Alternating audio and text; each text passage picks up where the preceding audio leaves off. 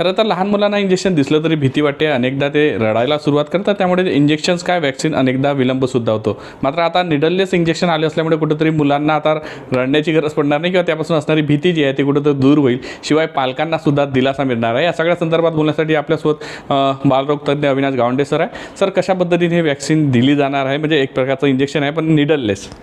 खरोखर सर्वात महत्त्वाचे, जसं बाळाचा जन्म होतो झाल्याबरोबर त्याला इंजेक्शन देण्यात येतात आणि हे इंजेक्शन आहे तर लहान बाळ तर ठीक आहे. आता isakal.com आहे देशातील नंबर 1 ची मराठी न्यूज वेबसाईट. प्रत्येक अपडेटसाठी isakal.com ला नक्की भेट द्या. पण जसजसे बाळ मोठे होतात त्या इंजेक्शनची त्यांना भीती असते.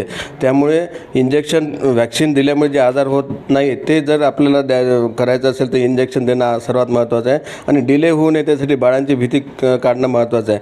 आणि ही जी नवीन टेक्निक आली ज्याचं नाव आहे निडल फ्री इंजेक्शन टेक्निक.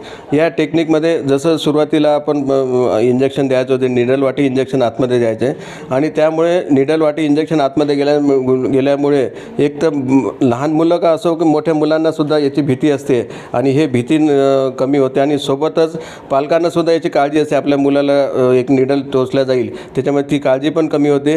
आणि याच्यामुळे एक टिश्यू ट्रॉमा, जसं इंजेक्शन दिल्याच्या नंतर निडल आतमध्ये जाते त्यावेळेस मसल फायबर ब्रेक होतात आणि ते मसल फायबर ब्रेक ज्याला टिश्यू ट्रॉमा म्हणतो, याच्यामुळे जे बाकीचे कॉम्प्लिकेशन होऊ शकतात आणि त्याच्यामुळे टिश्यू ट्रॉमा होऊ शकतो. आणि हे आजार, ह्या 3 गोष्टी, फिअर, पालकांची काळजी आणि टिश्यू ट्रॉमा, हे या निडल फ्री टेक्निकमुळे फायदा होतो. पण नुसतं इंजेक्शन घेणाऱ्या लहान बालकाचाच नाही तर याच्यात इंजेक्शन देणारे जे हेल्थकेअर प्रोव्हायडर आहेत त्यांचासुद्धा फायदा होतो. की आजकाल निडलमुळे निडल स्टिक इंजुरी आहे, निडलमुळे क्रॉस इन्फेक्शन आहे, जसं HIV आहे, हेपॅटायटिस B आहे, हे आजार होतात. हे आजार होण्याचे चान्सेस याच्यात कमी असतात आणि त्याच्यामुळे निडल फ्री टेक्निक हे वापरणं सध्याच्या काळात तरी एक चांगली उपाय आहे. सर, बऱ्याचदा असं व्हायचं की वॅक्सिन मुलं यायचे दवाखान्यात, रडायचे आणि परत न्यावं लागत होतं पालकांना, कारण की घेतच नव्हते. त्यामुळे कुठंतरी याला दिलासा मिळेल.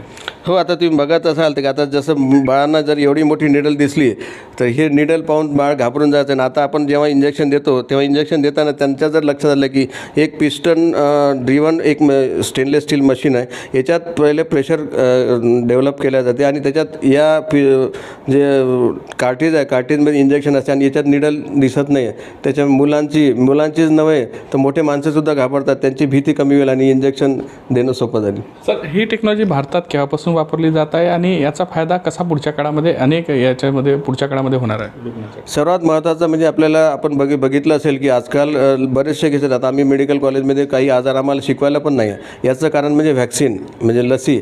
आणि लसी हा सगळीकडे याचा कव्हरेज जर चांगला झाला तर बरेचसे आजार आपण अवॉइड करू शकतो. आणि लहान मुलं मुख्यतः भितात हे इंजेक्शन निडलला.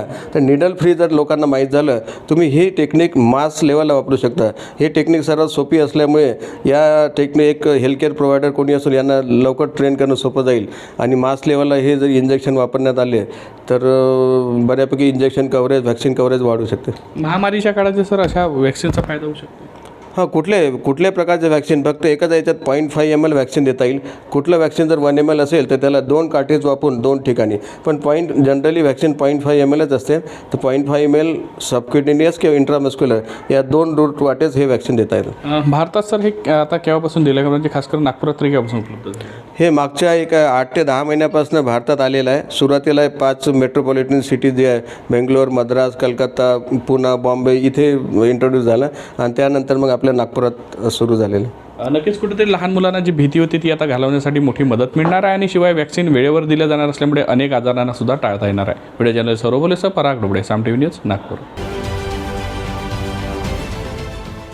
देश विदेशातील प्रत्येक घडामोडींचे लाईव्ह अपडेट मिळवण्यासाठी आता साम टीव्हीच्या सर्व सोशल मीडिया प्लॅटफॉर्मला लाईक, फॉलो आणि सबस्क्राईब करा. तसंच सर्व नोटिफिकेशनसाठी बेल आयकॉन प्रेस करायला विसरू नका.